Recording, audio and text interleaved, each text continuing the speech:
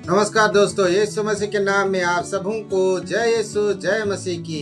प्यारे दोस्तों, मैं आप लोगों के सम्मुख 11 सवालों का पिटारा लेकर बाइबल के सवाल भाग नंबर 17 लेकर आ चुका हूँ। दोस्तों, मैं उम्मीद करता हूँ कि आप लोग भी बिल्कुल तैयार हैं। दोस्तों, आइए शुरू करते हैं आज का पहला सवाल। और पहला सवाल यह है, लद्दू जानवर किसे कहा जाता है? पहला सवाल है, लद्दू जानवर किसे कहा जाता है? और इसके संभावित उत्तर हैं, पहला हाथी, दूसरा घोड़ा, तीसरा गधा और चौथा जेब्रा। यारे दोस्तों, आपको उत्तर पता है। मैं जानता हूँ कि आप लोग सभी जानते हैं, या मैं बता दूं या कौन सा हो सकता है? आप उत्तर दीजिए। मैं इसका उत्तर लेकर अगले 24 से 48 घंटे में एक नए वीडियो के साथ आपके सम्मुख उपस्थित हो जाऊंगा। अब आते हैं दूसरे सवाल की ओर। नबी एलिय्याह का उत्तराधिकारी का नाम बताइए। दूसरा सवाल है, नबी एलिय्याह का उत्तराधिकारी का नाम बताइए।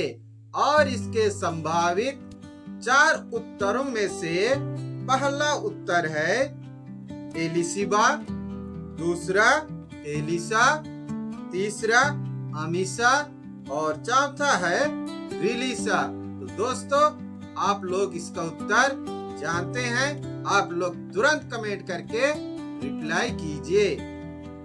अब है तीसरा सवाल। मरने के बाद भी किसका शरीर भविष्यवाणी करता रहा? तीसरा सवाल है, मरने के बाद भी किसका शरीर भविष्यवाणी करता रहा? और इसके संभावित उत्तरों में से पहला है नबी एलिय्याह, दूसरा नबी एलीशा, तीसरा एली और चौथा है नबी यिर्मयाह।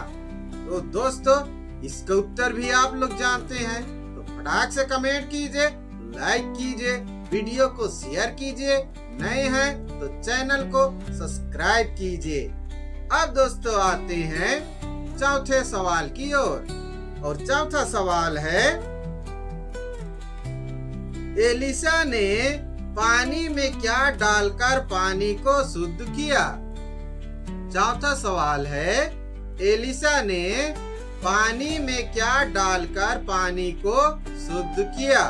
और इसके संभावित 4 उत्तरों में पहला है दवाई डालकर, दूसरा तेल डालकर, तीसरा नमक डालकर और चौथा है पत्थर डालकर। अब है आप लोगों के सम्मुख 5वां सवाल। और वह यह है, मंदिर में किसे संहिता का ग्रंथ मिला? 5वां सवाल, मंदिर में किसे संहिता का ग्रंथ मिला? और इसके संभावित उत्तर हैं, पहला हिजकिय्याह, दूसरा हिल्किय्याह, तीसरा नहम्याह और चौथा है हारून को। अब आते हैं 6वें सवाल की ओर। और वह यह है, राजा सुलेमान ने प्रभु के नाम जो मंदिर बनवाया उसका नाम कैसा था? ध्यान से सुनिए। राजा सुलेमान ने प्रभु के नाम जो मंदिर बनवाया उसका नाम कैसा था? दोस्तों, उसका संभावित उत्तर है, पहला 60 हाथ लंबा, 20 हाथ चौड़ा, 30 हाथ ऊंचा। और दूसरा है 60 हाथ लंबा, 30 हाथ चौड़ा, 20 हाथ ऊंचा। और तीसरा है 60 हाथ लंबा, 40 हाथ चौड़ा और 30 हाथ लंबा। और चौथा है 60 हाथ लंबा, 30 हाथ चौड़ा, 40 हाथ लंबा। दोस्तों डिफरेंट क्वेश्चन है ना, सवाल बहुत कठिन है। यदि आप बाइबल पढ़ते हैं दोस्तों तो कोई कठिन नहीं है, आप इनका उत्तर भी इजी दे सकते हैं।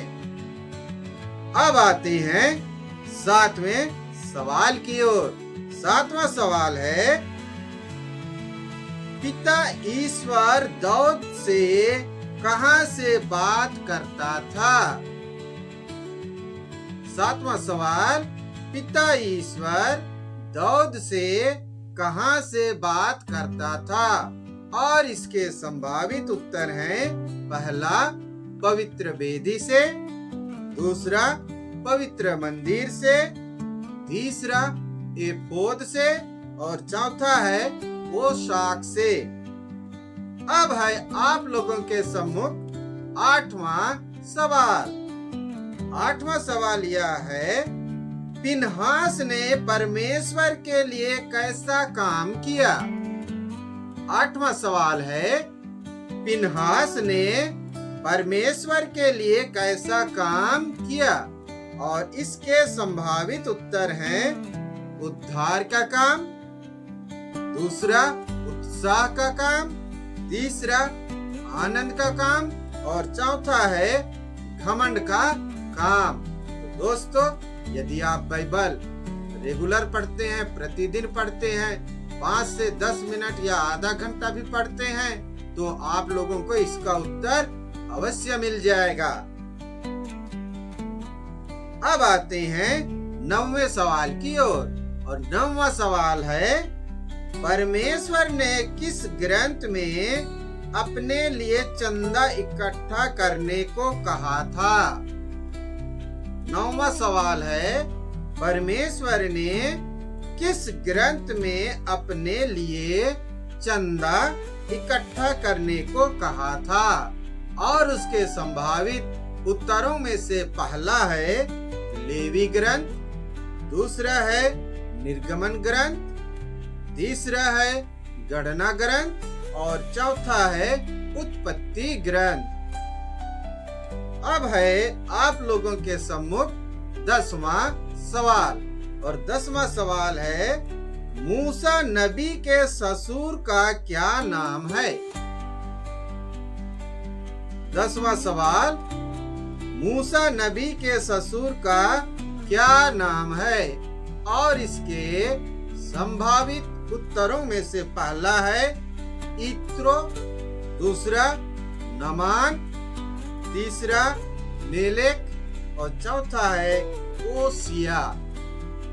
अब है आप लोगों के सम्मुख इस एपिसोड का अंतिम सवाल और वह है 11वां सवाल, राजा दाऊद के पत्नियों को कौन ले गए थे? 11वां सवाल है, राजा दाऊद के पत्नियों को कौन ले गए थे? और इसके 4 संभावित उत्तरों में से पहला है हित्ती, दूसरा अमालेकी, तीसरा असूरी और चौथा है मिस्री। तो प्यारे दोस्तों, यह है बाइबल के सवाल भाग नंबर 17 के 11 सवाल और उसके संभावित 4 उत्तर। दोस्तों, आपको कौन सा उत्तर सही लगता है आप लोग कमेंट करके जरूर बताइए। और इनका उत्तर जानने के लिए आप लोग इसी तरह मेरे साथ जुड़े रहिए। परमेश्वर की आशीष आप सबों को मिलती रहे। आमीन। आप सबों को जय यीशु, जय मसीह की।